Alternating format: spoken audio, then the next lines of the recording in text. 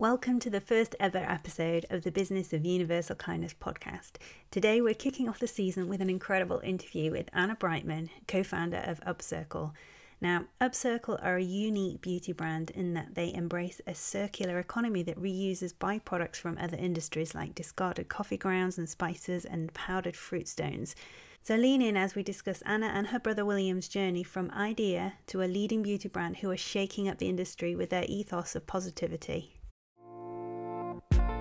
What if the smallest decisions we make as business owners and consumers could have a lasting impact in the world? This is what we question here at the Business of Universal Kindness podcast. If you're curious about living more naturally by choosing products that are kind to humans, the planet, and the creatures that we share it with, then keep listening.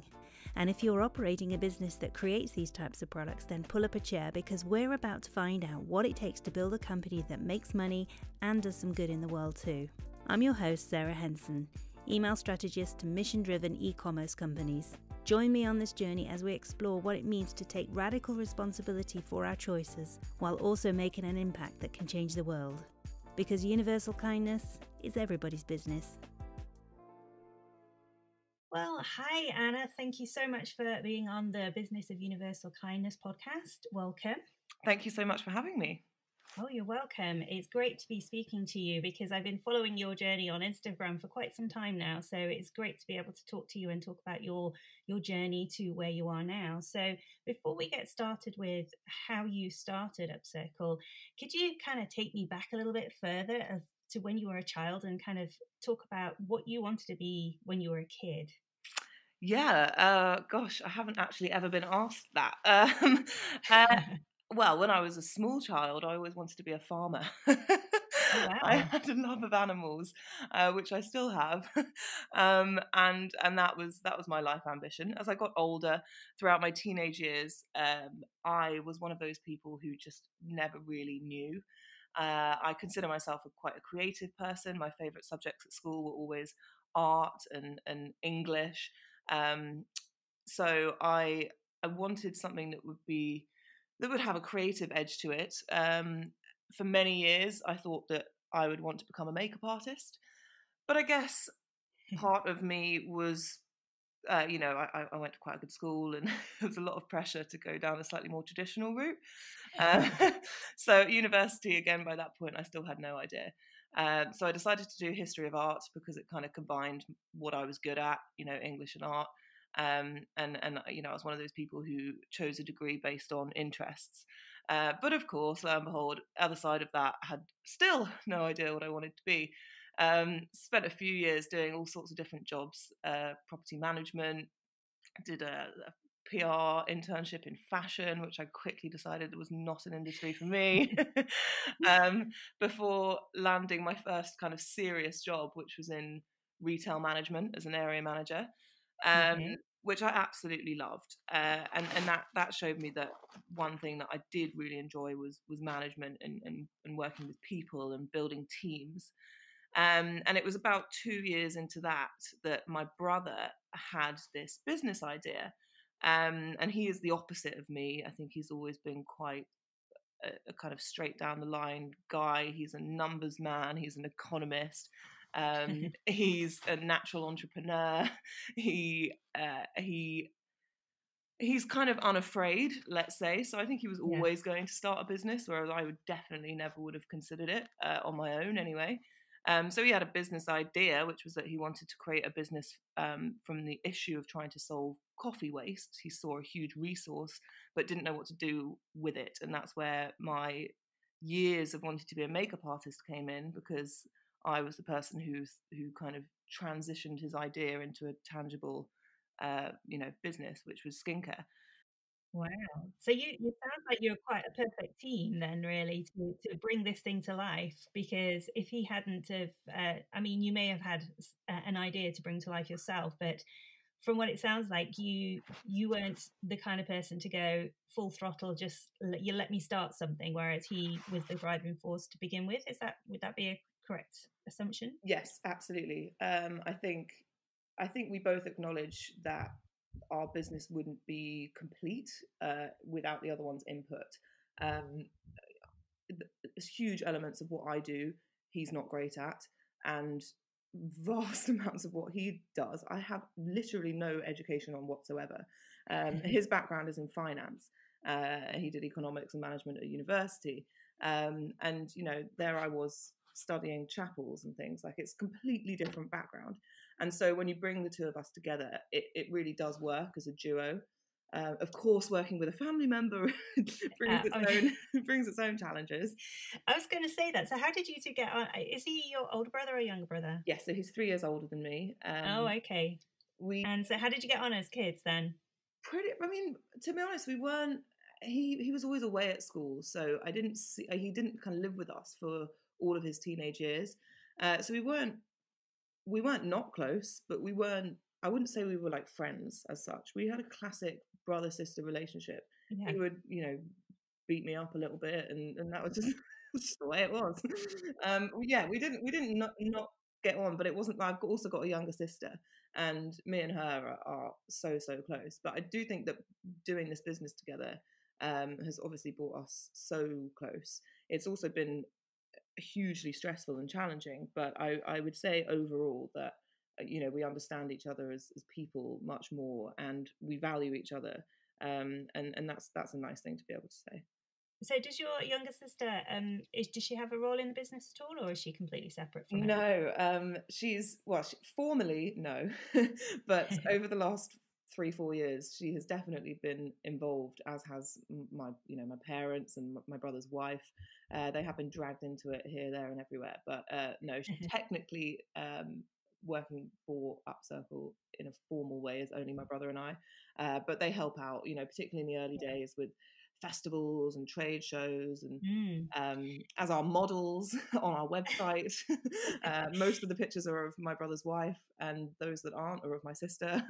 So they all pitch in. So take us back to that time then, that William has this idea about reusing coffee grounds, and you put two and two together and think about your background as wanting to be a makeup artist and all of that. And how do you come to the conclusion and then bring an idea to life that's just kind of like this thing that you think, oh, this would be a good idea? Tell me, you know, the steps that you took into that. From concept to a tangible, real product. Actually happened quite quickly.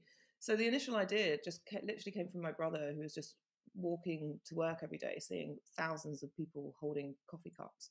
So out of pure curiosity, he asked his local coffee shop, where he went in every morning, what they did with their coffee waste. And he was shocked to find out that they produce so much per day that they have to pay the local council to have it disposed of at landfill.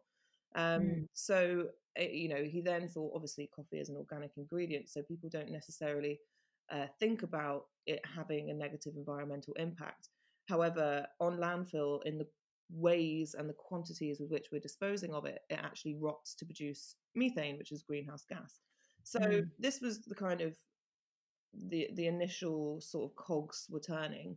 He thought, right, everyone loves coffee. We're never going to have a shortage of coffee. Here is a mutually beneficial agreement. If I can take this ingredient away from these cafes, then they're not having to pay the council, and I have got something to work with. A guy that he had went to university with had also started this business called BioBean, who turned coffee into fuel logs, and that had been very successful. So he knew that there were things that could be done with it. Wow. And I said, you know, it's great for your skin. It had taken off in a big way, coffee scrubs, particularly in Australia, and have been being used historically in other cultures for centuries. So we started to look online, other brands out there, like some of these Australian brands, making coffee-based exfoliators. And what was evident to me particularly was that there were a lot of shortfalls in what they were putting out. We bought loads of them and we tried them at home, and we were saying the same thing, which was that it was extremely messy. The texture of it goes everywhere. You have to grab handfuls. They're all in these plastic or paper pouches, which were completely inappropriate for using in a bathroom because they dry out or they disintegrate or they don't stand up. And again, messy. Price point was a bit high, and they were all making it from fresh coffee. There was not one brand who was making it from recycled coffee.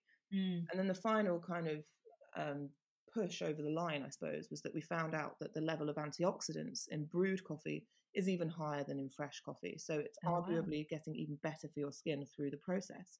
So It was like a no-brainer, really. We had an endless resource of coffee, fantastic for your skin. There was no real competition on the market, and we could see lots of shortfalls in other ways other than just the ingredient of what was available. So we started collecting from one local coffee shop, and then we bought loads of ingredients, and we booked a stand in what's called the Innovation Zone, which is a slightly more affordable area for real startup businesses at the London Coffee Festival. And we made, it's like 5 days, it's from Thursday till Sunday, and we made hundreds upon hundreds of these little tins of scrubs, 3 flavors. And then we made loads of other flavors as well as a kind of test the market thing. We bought loads of paper clips for people to pop paper clips next to their favorite scents. And we used it to kind of test the market. There were 2 things that we needed to realize. A, did people like the actual product, and did they like the effect on their skin? And B, were people turning their nose up to the idea of using a recycled ingredient? So those were the 2 things that we were looking at. And we sold out before the end of the first day, thinking that we'd made enough for 4 or 5 days. So very quickly, this was our first huge success. And the branding we had done, it was like a GCSE DT project. It was so amateur, and yet people were absolutely loving it. So that was the moment where we both decided, okay, let's actually quit our jobs. Let's really go for this. And that was kind of what the first experience that took us over the line. So that was quite a big leap for you to then say, let's quit our jobs and do this, because even though you trialed it at this event, it's still quite a big thing to say, okay, we're going to go full force into this. Yeah. Were there any hesitations or reservations for either of you to do that? Absolutely. It's a terrifying step, really, really terrifying. And for my parents, I can't even imagine having their 2 oldest children quit their, nice, secure, high-paid jobs at the same time and enter oblivion. My brother quit about 3-4 months before I did. So I would always recommend in these situations that you do stay employed as long as you feasibly can, whilst researching and doing as much as possible for your new business idea, because having that stability of having money come in is vital. We also both had savings and put ourselves in the best position we possibly could before taking that step. And it wasn't just the festival. I mean, we had other big signs that were suggesting that this might go well. Before we even had packaging, we had interest from Urban Outfitters, for example, who said, we just love this idea, we'd love to launch your products. So we knew we had that retailer behind us before we even had a product. So there were good signs, but we did try to keep our jobs for as long as possible. And then while my brother was working on it full time before I was actually able to, because I had commitments to my job, he was renting a little box room in Hackney. And one of the first things I said is, like, we need to stop this. Like, we have no idea how long it's going to be before we're making money. So we actually then moved into my parents' home, where obviously all 3 of us children had moved out, so they had space. And didn't necessarily know how long we would be there. It ended up being nearly 2 years before we physically couldn't anymore. But little things like that make a huge difference in terms of minimizing your costs and trying to get your feet out the door. Yeah, and it's kind of the sacrifices that you need to make to get something like this, something so big, off the ground. Because I'd imagine anyone who's got an idea to bring an idea to life would kind of shrink at the idea of moving back in with their parents. But sometimes, especially if you've been independent for so long and been earning your own money and been financially independent, to then go back to parents, it almost feels like a step back. However, I mean, I've got very supportive parents too, and I know that they would be fine with something like that. But I think some people might think, oh God, I can't believe I'm doing this. But it's the things that you need to do to bring this idea to life, right? 100%. And I think it's also important to make people aware that it's not an easy road necessarily. There are sacrifices that you are inevitably going to have to make. Still now, we're doing well, but we didn't pay ourselves for the first 3 years. We practically don't pay ourselves now. we've made a lot of sacrifices, and we will continue to make lots of sacrifices for the foreseeable future. It's a long game, you know. It's not Well, gonna happen overnight. Yeah, I mean, this is the thing with a business like this, is that there's a big vision behind it. Mm-hmm. It's not just a flash in the pan, let's try and make some quick money on the side. It's something it's got legs, but it takes a while for it to grow roots as such. So and what you see on the other side is things like a website or an Instagram, which particularly for a beauty brand should be very aesthetically pleasing and very slick and very glam. But running a business itself, you know, we're working in a railway arch, we are packing orders, we're doing everything from top to bottom, and it's very nitty gritty. You have to be someone who has got a lot of grit, a lot of determination, and a willingness to do every element of what's involved in your business, not just the fun stuff. So going back to, you know, that the idea that, you know, your first product started with coffee grounds. What were the challenges for you to take used wet coffee grounds to then be able to effectively put them into a product that is actually, you know, going to be free of bacteria and stuff? Because obviously I know that if I've, you know, used my cafetiere and I leave it for a day, you know, mold starts to grow or something. So what are the challenges with something like that? Yeah, I think there's a reason that we're the only brand that I know of that's been able to scale this idea. Oh, is this your secret sauce then? I won't give everything away. What I will say is that it took us a long time to get it right. We've worked with the same manufacturers from day one, and they are extremely understanding. I think you have to work with people outside your immediate team who are truly behind your concept if you want something like our concept to work, because it takes a lot of trial and error, and we really are kind of pioneering this byproduct beauty movement. And it would be a lot easier to often just buy the fresh ingredient. I would say every product that we've released has come with its own unique challenges that we have had to figure out ourselves. And you also face kind of skepticism from investors and retailers saying, okay, well, here you are, brother sister duo, you've got this fantastic idea, you've got a fantastic product, but if I wanted to launch your product into 1,000 stores in 3 months' time, how can you do that? And we've had to persuade them that we can. And I think now that we have done that, you know, we're in the likes of Sainsbury's and Holland and Barrett and Boots. You know, we ship it globally, but it was not. We had to persuade them that we had this, and the actual manufacturing process itself.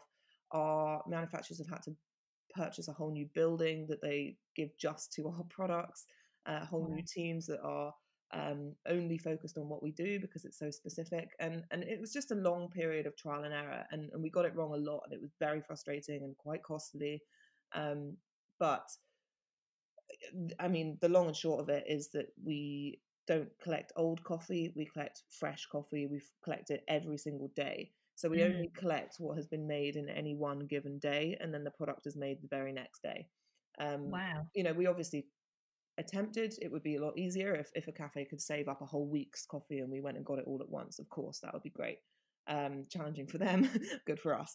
But as you say, it's a warm and moist material, so it's rife for mold, and that just doesn't work. No one wants a moldy scrub. So yes, so it's very fresh, it's very efficient, it goes quickly from its first life to its second life in the form of our products, and that's what we've managed to do to make it work.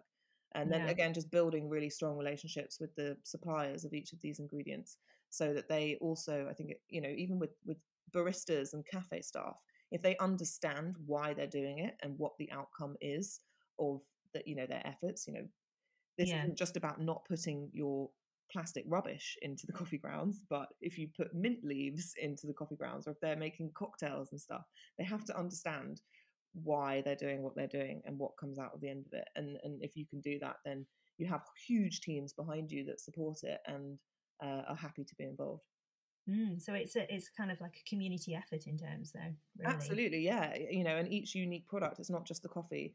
We also make face products from powdered fruit stones, and our soaps are made with brewed chai tea spices, and you know, we've got lots of plans for the future using other recycled ingredients.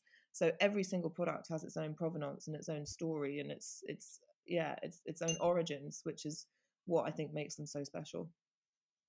Yeah, so let's get into that evolution of your business then, because obviously you started out with the two of you making the stuff yourself, and then obviously you one of your biggest things is going on Dragon's Den and getting investment from a couple of dragons. So how was that experience to start with? Yeah, it was quite an experience. I feel like I didn't quite realize how big a deal it was at the time. Um, but it was an amazing experience. It was terrifying, can't deny that. What you see on television is absolutely nothing like the reality. I think it was my first, well, and potentially only big TV experience. Um, so we were actually stood in front of them for more than 3 hours. Oh, We had, goodness. yeah, we had made the agreement before going in between William and I that he would manage all questions related to finance and the nitty gritty business stuff. And I would answer anything based around skincare or branding, marketing, things like that. And I would lead the original demonstration and the majority of the pitch. So we did our little pitch, which you're told can't be more than 2 minutes, and the demo, which was maybe 5 minutes, and then they all sat down, and it was well over 2 hours straight in of heavy questioning that was all Wow. in my brother's area. And it did Yeah. make me think, gosh, for anyone who doesn't have a financial background, this really, you can see why people fumble and stumble, because I Mm. could not have done it. The level of detail was crazy. Um, but it was a fantastic opportunity for us, I think, in retrospect, to get a panel of people giving us truly honest critique, Yeah. particularly when you are a family run. I think, if you pitch an idea to friends or family, or sense or a product in general, it's unlikely that they are going to absolutely cut it down from top to toe. Yeah. They're going to be nice generally, or at least protect your feelings. Whereas Yeah. the dragons absolutely do not care about your feelings. They will be Yeah. And brutally honest. they're a panel of experts with, business acumen that has so much experience. It's kind of inevitable that they're going to do Yeah. that, aren't they? Yeah, and they're going to make you think about things that you potentially haven't even thought of. What was particularly interesting for us is the timing that we went on. So we were asked to go on at a time where we were actually about 4 months into a rebrand. But because Hmm. that rebrand hadn't launched, we weren't allowed to talk about it. So we were pitching. We originally launched under a different brand name and different branding, and so that was all of the things. That was all that we could talk about, even though behind the scenes we were fully redeveloping our visual identity, with expansion in mind. So that was quite difficult. But what it did show us is that we were making the right decision, because going into a rebrand 2 years into a business is, again, quite a scary thing to do and a hugely costly thing to do. Yeah. And particularly if you're saying, okay, for example, our brand name isn't working for us, we need to change that. It's a hugely terrifying decision when you don't know what your new brand name is going to be. um, Now that we've changed it, we can see, yeah, okay, this is definitely a huge step forwards. But telling that, having all of those dragons say that their main criticisms were of the name and of the branding. So it was really reassuring in terms of the fact that we were making the right Yeah. decision there. Yeah, so even if you hadn't have got investment, it sounds like the experience itself would have been an education, Absolutely, and yeah. helped you anyway. But you did manage to secure two dragons then. So how has it been since that point then? Was that kind of like the tipping point for you, the trajectory that really set your business off, set it alight? Well, what I would say is that you can't underestimate the value of having a 15-minute uninterrupted slot on primetime Friday night BBC One television.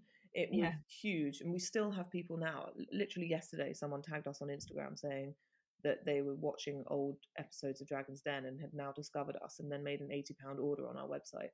Wow. So we're still getting custom from that. We had thousands upon thousands of people on our website within 10 seconds of being on air. We had huge sales push and loads of new customers. So that was hugely valuable. But what most people don't realize is that we actually didn't move forward with the investment following the show. So Ah. on air, we had offers of investment from Peter and Tuka and Tej, and we took a joint offer with Tuka and Tej. We met the teams. We continued the conversation for several months. But again, it comes back to the timing for us. So because we were halfway through a rebrand, we felt that the offer didn't reflect the new, much more advanced and mature brand that we were halfway through creating. And we wanted to completely, start negotiations again based on the new brand, not the old brand that we had pitched. And in the end, we just thought that we wouldn't go for it. So we decided to, in the end, turn it down. So we don't actually work with the Dragons at the moment. We're still in touch, and that might change in the future. But no, we never formally went ahead with the deal. Have you found investment from elsewhere, or is it solely, like a family-run business and you've got 100% stake in the business? Yeah, no, we've done a crowdfund and we do have investors. So we raised just over 210,000. Wow. I think that was before Dragon's Den. Yeah, it was before Dragon's Den, which was another factor in our decision. So for us at that point, we kind of had money to spend as such, and we had got a lot more money for a lot less equity. Of course, I'm aware of the fact that most of the value from those dragons comes through their expertise and their connections and their links. But the fact that we had just closed a crowdfunding round again was definitely part of our decision-making process. So but again, having investors is a very valuable thing for us. We have got people who come from all different backgrounds who are able to advise us. Sometimes that's been to our benefit, sometimes it's been distracting, let's say. But no, we have also found funding from other places. So what does your team look like today then? How many people are working in your business and, behind the scenes? I know right now, as we're recording this, we're in the middle of the pandemic. And so things are very different right now. But generally, what does it look like behind the scenes? So at present, formally, we are a team of 4. You've got my brother and I, and then you have Sophie, who manages our sales more for kind of smaller contracts, so independent boutiques, hotels, fashion retailers, e-commerce sites, things like that, beauty boxes, things like that. And then we've got Barbs, who manages our fulfillment and our warehouse, so she's much more kind of logistics and operational. And then between my brother and I, it's a slightly less formal split. But I loosely term it as that I deal with kind of storytelling aspects and all of the marketing, social, press, PR, and my brother is kind of dealing with the big retail contracts. He's managed our expansion into America single-handedly, and he's the one, doing all the profit margins and invoicing. Of course, lots of people work for us outside of our office. So we have a branding agency, we have manufacture, we have a woman helping out with PR, we have digital marketing agency. It's a much bigger team. Again, the timing was awful. We just hired into a marketing role. We've had to postpone that until we have got a bit more clarity with the pandemic situation that we're in the middle of. And equally right now the warehouse is just my brother and I, so we've gone from wearing most of the hats to every single hat, which has been fun. but no, technically at the minute we're a team of 4, very soon to be a team of 5, and we were just discussing this morning actually that I think we need to bring someone in for customer service because that's becoming a full-time job as well. So rapidly expanding. I do anticipate that we'll be more like a team of 10 within the next year or 2. In terms of what's going on in the current climate, then how are you actually adapting to that? I mean, how have sales been? Has it affected you in any way at the moment? Yes, it's massively affected us in very different ways. So our wholesale has pretty much dried up, other than some of the online retailers. So we're still performing very well with retail partners like Beauty Bay, who are one of the biggest online makeup and skincare platforms in the UK. So they're doing very well for us at the moment. We're still getting orders from them. We're still getting orders very consistently with places like Sainsbury's, because as we can all see, supermarkets are extremely busy at the minute. But of course, hotels, absolutely nothing. Little fashion boutiques, absolutely nothing. So Sophie's role has become very different. But our website, however, has been busier than ever before. So I think as people are self-isolating, one of the few things that you can do to bring more joy is to pamper yourself. And we're not Yes. spending huge amounts of money on restaurants and going out, or drinking and socializing and theatre. Managing stress and finding time to look after themselves by pampering themselves with skincare products. So we are very fortunate to be a skincare brand at a time like this. There are lots of businesses that will struggle during this time, and it's hugely stressful and very sad. But the fact that we have an online store is keeping us going right now. We also manufacture and sell soaps, and soaps are one of the most in-demand products right now. We've already sold out of one of our scents, but we should have new stock coming in imminently. So the online store is busier than ever. Physically, it's challenging because Sophie and Barb's are working from home. Barb's role is in logistics and warehouse, so it's quite difficult to do that working from home. Yeah. But we've had to get creative. Everyone's open-minded, and we obviously all want to see the business do as well as possible through this. So the girls have been great. They've been writing content and doing blogs for us, and approaching press and journalists and influencers, and just trying different parts of the business, which is a nice experience for them as well. So interestingly, then, with the fact that you said you got your coffee grounds from coffee houses locally, how has that affected you? Well, that's for now. Again, we're extremely lucky in that we finished a batch of our scrubs and the collection for the manufacture of our scrubs exactly 3 days before this formal lockdown and the cafes and restaurants were told to close. So for that product, we're okay for now. Our Good. face scrub stock is looking a little bit worrying. Our soap stock is very worrying. But we were sat at the start of this on a decent amount of stock. So again, we're very lucky. We're still collecting where possible from mobile trucks and more mobile little coffee places that are still running. But depending on how long this goes on for, of course, that is something that we will have to think about. Similarly, for our fruit stones that we use in our face mask and our cleansing balm, they come from Italy. So they've kind of gone quiet on us. So that's a bit worrying. But again, we're sat on a lot of stocks. We should be good for at least the next 3 months. That's fantastic. So in terms of manufacturing, then you tend to work in batches, and so then you have to anticipate the supply and demand and leverage that in some way. Yes, exactly. And again, that comes down to the physical logistics of it and a kind of cash flow thing. We can't sit on endless stock because we have to pay for the manufacture and the ingredients. So we keep it on a constant cycle, and we do our kind of collections of the recycled ingredients in rounds. So kind of 3 months on, 2 months off sort of thing. So again, the timing for us was very, very lucky. Yeah, and so in this very unusual time with you adapting and everything, you're doing something very special at the moment for the NHS, aren't you? So can you tell us a bit more about that? Yeah, so I think, we were looking on social media a lot, seeing these, just sad pictures, to be honest, of doctors and nurses uploading pictures of themselves at the end of their shifts, absolutely exhausted and with red sores around their noses and tired eyes. And we've been really moved by the Clap for Our Carers thing that had happened a week or two ago that's now ongoing, which is really nice. And we just basically wanted to do our bit to kind of show our gratitude and to lift spirits for those on the front line helping to keep us all safe. We're a skincare brand, and we make products that can help.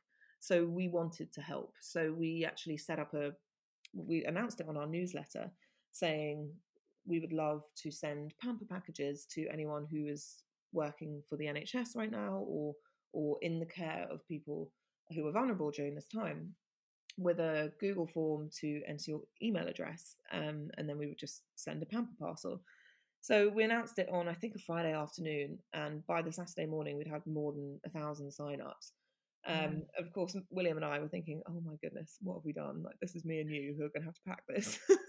But it's lovely, and it was I'm so glad we did it, and we are continuing to do it. It's still ongoing, because the feedback has been wonderful, and not even necessarily people who are receiving them, but other people saying, it's so great that you're doing this. And and wanting to show their support as well. We have people making orders of pamper kits that they didn't actually want to receive off our website. So they'd order, let's say, 20 pamper kits, paid for, and then say, please don't send me these products, but put the money towards this order towards sending as many as you can, because they know that we're still a young business and we have a limited budget. So they wanted kind of to donate. And they did that through making orders that they didn't actually want to receive, but they wanted to go towards our budget for this project. So yeah, it's been wonderful, and I'm so glad that we've done it. We've sent thousands out, and again, it's got picked up by so many different people wanting to support. And I think that's one of the silver linings of this horrible situation that we're going through right now, is that, you know, we're not together, but it's in a way bringing people together. And we're seeing these little stories of renewed sense of community and a team spirit that I think is really heartwarming. And I'm glad that this idea of us sending pamper parcels to NHS workers has kind of inspired people in that way. So yes, it's been incredibly busy, but I'm happy to have been able to put a smile on the face of thousands of exhausted doctors and nurses. Yeah. So interestingly, though, this all kind of ties into your kind of bigger mission anyway, because of the, you know, you're not just a beauty company wanting to make money. You do have a mission behind the whole recycling of used products, but also you're quite eco-friendly with your packaging as well, aren't you? Yes, I think it's important to be consistent from top to bottom in a business like ours. I mean, if we weren't, I can tell you for sure our customers would be right on it. They're hot on all of the eco stuff. But yes, I mean, our concept is that we use a recycled ingredient in every product that we put out. I feel like there's no point putting so much effort into an eco-friendly formulation if you're then just going to put it in plastic packaging. So we try our absolute hardest to have the best eco formulations and packaging that we possibly can, whilst maintaining an attractive price point as well. So all of our products are vegan, they're cruelty free, they're natural, organic, obviously sustainable repurposed ingredients, and they're handmade within the UK. So that's our kind of commitment with regards to the formulation. And then with the packaging, it happens on a case by case basis when it comes to what product we're putting out. So our scrubs come in aluminium tubes, our face products like the moisturizer or the face mask come in glass jars with aluminium caps. There are elements of plastic packaging that are quite unavoidable at this stage, which is one of the reasons why the beauty industry has such a terrible reputation for sustainability, is its use of complex multi-layered lids, for example, you know, pump mechanisms and sprays and pipettes. We are constantly on the lookout for the best new innovations in packaging. But I do think it's one of my biggest frustrations is that we can't be everything, and we're not a packaging manufacturer. So we look for the best that we can. As soon as there is better available, we will use it. But our scrubs have plastic caps, and our serum has a pipette that has a plastic around the base of the dropper, and then the dropper itself is glass.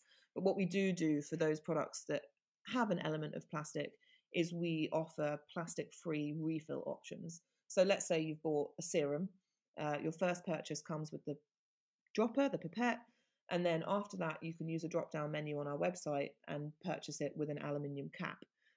So then all you do is you keep the bottle, your first bottle, and you just transfer the plastic element over to the second one, so that, you know, the only time you buy the plastic bit is in your first order. So we you know, we try to be inventive and creative and as mindful as we can. That's pretty amazing. And that's the thing, is that as packaging evolves and everything, and your business evolves, you're going to make improvements all the time, aren't you? So like you say, keeping your eye out for new developments in packaging, which is great. Exactly. I think you have to see your business as something that's constantly evolving. It's never a finished product. So yeah, always refining it. You also have a very strong message of positivity as well, around, you know, the idea of what you do and the products you make and just your business in general. Can you talk a bit more about what your message is to people about positivity? Yeah, this is something that's really important to us as a brand. I think we are tackling issues of waste in the beauty industry, which are two very polarizing concepts. You know, they operate on the opposite side of the spectrum. And a lot of people, investors, for example, in the beginning said, It's not going to work. It's too fickle or shallow an industry. People are going to turn their nose up. And I think that the way that we make it work is to continue this focus on positivity, and every little helps, and positive change. It's all the time when you read the news, particularly if you're interested in the environment, all you hear is these awful doom and gloom headlines that so easily can make you think, well, if the situation is that bad, then what can I do to fix it? I don't think I can, so I'm not going to bother.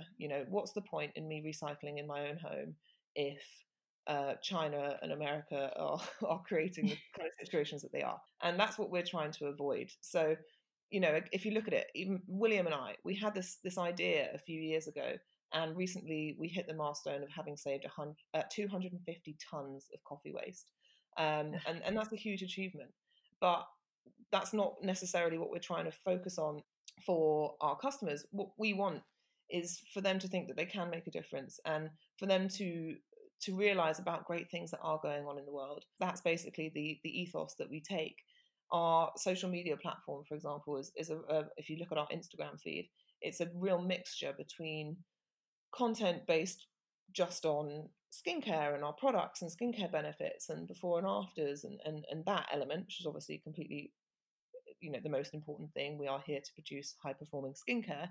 But then we also talk about environmental things that are happening, positive environmental eco news. And if you look at this horrendous pandemic that we're going through at the minute, we don't want people to just be freaking out at home. We don't want to add to that by talking about death tolls. We want to be talking about how nature's actually having a comeback, and there's a huge new interest in bird watching among young people because that's what we stand for. We want to have a positive, uplifting message. We're about upcycling.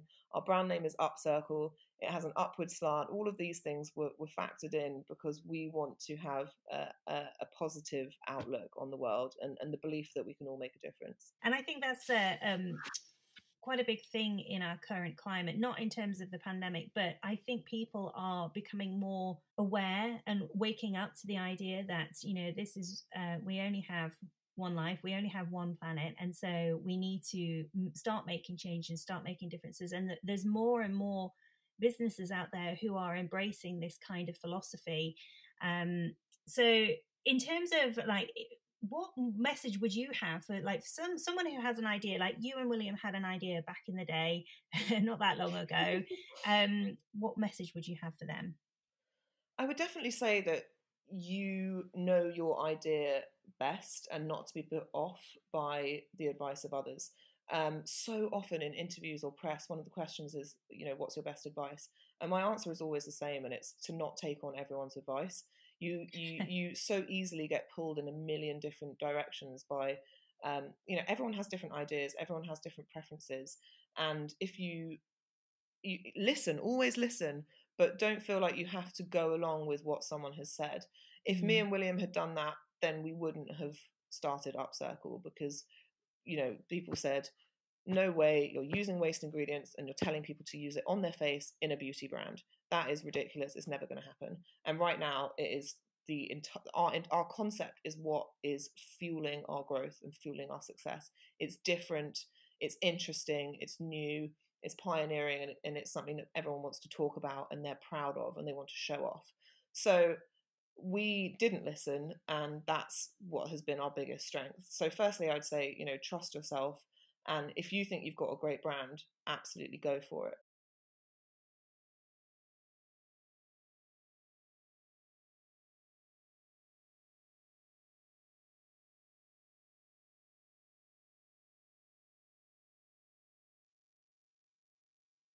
Because, and the other thing also is, I would say, don't feel like you have to be an expert. So this again comes back to me, and I thought, no way I could do what I'm doing right now. I'm someone who likes painting and liked makeup, and I'm really good on a sewing machine. I can't be a business owner. Yeah, I've got good management skills, but how on earth can I do this? I'm not a cosmetologist. I don't have a skincare background. But you don't have to be an expert. So long as you're someone who is willing to put in the research, willing to ask questions and willing to admit when they don't know something. No CEO or no founder knows every element of their business. It's not possible. But so long as you're willing to admit in situations like that, like when we're doing our manufacturing and we're working with our formulators, we're happy to say, well, okay, what's your best advice then? If this hasn't worked, what do you think? And there's no shame in that. There's no shame in asking questions and admitting in the areas that you don't know. So don't be put off from running with an idea just because you don't have a formal background in it or know every single thing about it, because no one does. We're all winging it to some extent. So I'd just love to ask you a few questions about, your marketing strategy, because obviously being on the Dragon's Den kind of put you in the public eye for a while, and like you say, it continues to pay off in dividends for you. But how have you found, what has been the most successful marketing strategies for you? I know you've got a very active Instagram feed. Is that your main source of new leads and new customers? Yeah, I think, again, being a beauty brand, these visual platforms like Instagram are hugely important, and they're important to retailers as well. We've been sat in retailer meetings and we're pitching to them, and you can see them on their phones looking up your Instagram account and browsing through as you're talking. So you can't underestimate in this day that we're living in how important a strong, considered social presence is on all of the platforms. We're now seeing the rise of TikTok, and all of a sudden, I feel old because I don't understand it, I don't get it, and I'm going to have to get it because it's going to be important. So I definitely think that social media is something we take very seriously. I still manage it and I still plan all of the content, and people are often very surprised to hear that, because for many brands it's one of the first things that they outsource. But it's just so important, and it's something that we've taken such a long time to get right. Seeing it as a two-way platform, for example, not just pushing content out and asking people to receive it, but also using it as a dialogue with your customers, a way to engage them, a way to build your tribe. All of these things are so important. We also put big digital advertising spend behind social media. So we do a lot of advertising on Facebook and Instagram, which is where we get a lot of our new customers from. And we use influencers, primarily micro-influencers, in order to help us tell our story and, again, reach new audiences. We have an affiliate scheme so that they are incentivized. They can make money through any sales generated through their content. And it also creates us fantastic content that we can use as well. Videos of them using our products and routines, selfies before and afters. All of that is very valuable.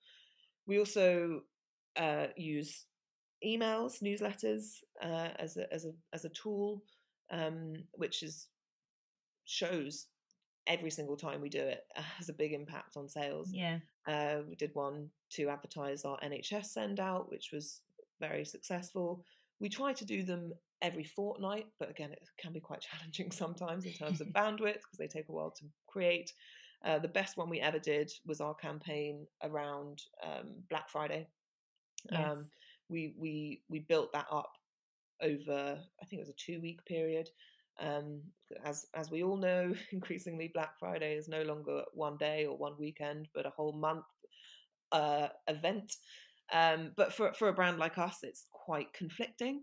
So we needed to be quite careful about how we went about communicating our decision making on that, because in many ways Black Friday represents everything that we are against, i.e., greed and mass consumption, buying things you don't need. But we did still, we chose to go ahead with it and did a lot of content creation and education around that decision making process. I remember getting that email and I thought it was one of the best Black Friday emails I've ever read. So that was kudos to you, basically. That was amazing. So just going kind of like into the logistics side of things, what email platform do you use for your email marketing? We use Klaviyo, which has got all of our emails that we've gathered over the last 3-4 years. It's got the kind of templates that we edit and amend, or clone them and just fill in the new stuff. And it gives us a lot of data as well with regards to how many of them are opened, what sales are generated directly through the email. The back end of our website uses Shopify, So most of the apps that we use, even our affiliates, things like that, cross-selling, we've got all of these apps that are built onto the back of our Shopify site. So it's all operated through that platform. Yeah, and that's great, being able to have that data to be able to, like we said, evolve and see what's working and test as well. Do you do much testing in your email marketing at all? Yeah, we try to vary things up. We try different methods, and this could be down to anything. We do it the same on Instagram as well. Like, how many? What is it better with a more image-led approach? Do we get more when we do it on a weekday or a weekend? What time of day performs best? I think the best way to figure out what works best for your brand is trial and error. Try lots of different things. So the NHS one we actually did on a Saturday, and that was the first time we'd done one out of the normal working week.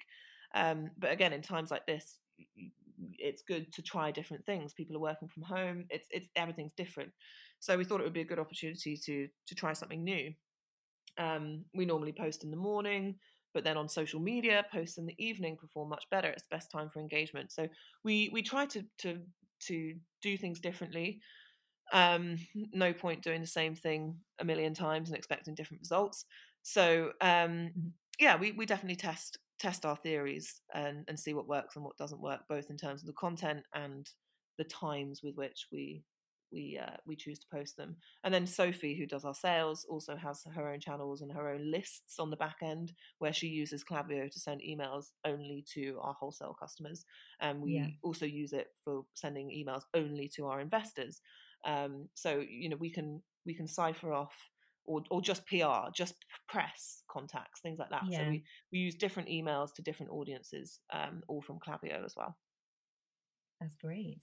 So I'm going to round things up now because we're coming to the end of our time together. But I'd love to know, because obviously you're quite deep into this kind of industry, and you obviously keep an eye on what's going on. Have you seen any other brands that you look to and you think, wow, they're making, they're on the up and they're making waves in this industry, or anyone that you would say to our listeners or to keep an eye on because they're doing some great things? Oh, in terms of brands, I'm always really happy to shout out other brands who are building their business on a circular economy approach, of which there are more and more coming out of the woodworks, which I think is really exciting. In all areas, not just skincare, but food. We've seen this real interest in vegan and organic and more kind of high quality. But what's the next step? And I think people who are tackling issues of waste and looking at a more circular approach are people who are interested in that next phase. So in the food industry in particular, brands like Rubies in the Rubble or Nibs, etc., Dash Water, these are all brands who are making their product from ingredients that would otherwise be being discarded. And I think that's really creative and inventive and exciting. Toast Ale are another example, a beer company making beers from bakery offcuts and old bread. That. So yeah, have a look at some of those. Wonky Fruit and Veg. I think it takes a real creative mind to come up with and source these ingredients and produce beautiful products as an outcome. So I think, have a look out for waste fighting circular economy brands. There's lots of them in lots of different industries, and I think it's an exciting place to be. Yeah, and so for Upcircle, what's next for you guys? Oh, great question. So we've got, we're hoping to launch 5 products this year, which is, I think, new product development is a huge area of focus for us. We still have a arguably limited range, and I think we really want to have enough products to answer any skincare concern. So we're looking at a body moisturizer, we're looking at an eye cream, we're looking at a toner, hand cream. Some of our ideas are going to have to be put on the back burner. I wanted to work with flower petals this year. We work among lots of florists who throw away all of their unsold flowers every Tuesday. So it's a huge, shame to have these beautiful flowers ending up in the bin, and petals and rose waters and things like that are wonderful in skincare. So I had big plans for that, which will be put on hold because unfortunately the florists are not fully functioning during this time. But we've got lots of other ideas as well that we are in development with, fruit waters left over from the juicing industry, wood bark, the wood industry as well. We've got some really exciting and innovative new ingredients that we're starting to work with. So lots of plans for new product development coming soon. And actually we are doing a limited edition hand wash, just a short run, again as a reaction to this pandemic, which we're hoping to launch in 1 week's time. So wow, so you're busy. oh, extremely busy. So yeah, lots going on, lots of new products to be excited about. Wow, that sounds amazing. So where can people find you if they want to learn more about you? First port of call would be to head to our website, which is upcirclebeauty.com. All of our socials are at Upcircle Beauty, so you can follow us on any of those. Probably the best thing at the moment is to focus on online retailers. So you can find us on Holland & Barrett, Beauty Bay, Ocado, Feel Unique, lots of online platforms, and then physical stores as well, like Whole Foods and Sainsbury's if you are doing your grocery shopping. That's amazing. Well, thanks ever so much for your time, Anna. It's been great talking to you. It's been an absolute pleasure. Thank you so much for having me on. You've been listening to the Business of Universal Kindness podcast with me, Sarah Henson. If you enjoyed the show, then please subscribe and leave a review so that more people can find it and join us on this journey. Find the show notes and more episodes of this podcast at sarahhenson.co.uk/podcast. Music is by Studios On It from Audio Jungle.